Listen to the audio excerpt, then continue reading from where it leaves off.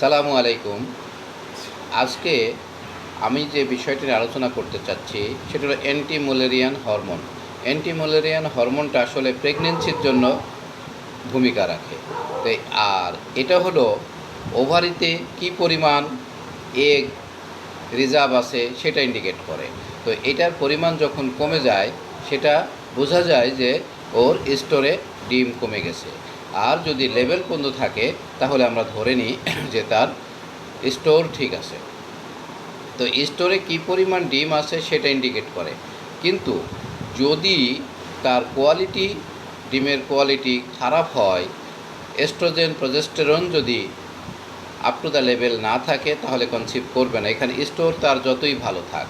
আবার পক্ষান্তরে দেখা গেছে কি যে তার স্টোরে ডিম কম আছে কিন্তু যে কয়টা আছে সে কয়টার কোয়ালিটি ভালো। যেমন আমি আমার এক্সপেরিয়েন্স থেকে বলবো, আমারই এক পেশেন্ট যে তার এএমএইচ হরমোন কম ছিল, অর্থাৎ একের কিছুটা নিচে ছিল, বাট ডিমের সাইজটা ছিল খুব সুন্দর, যেমন 22 মিলিমিটার ছিল। অপরদিকে এস্ট্রোজেন প্রজেস্টেরন এর লেভেল খুব সুন্দর ছিল। সে কিন্তু কনসিভ করছে, সে মা হয়েছে। তো সেটার আলোকে আমি বলতে পারি যে এএমএইচ কমে গেলেই, অর্থাৎ অ্যান্টিম্যালেরিয়ান হরমোন কমে গেলেই যে আপনারা মা হতে পারবেন না, এরকম দুশ্চিন্তার কোনো কারণ নেই। তবে আমরা একটু চিন্তা করি যে স্টোরটা কমে যাচ্ছে, হয়তো অনেকের বয়স বেড়ে গেছে, তার স্টোর কমে গেছে।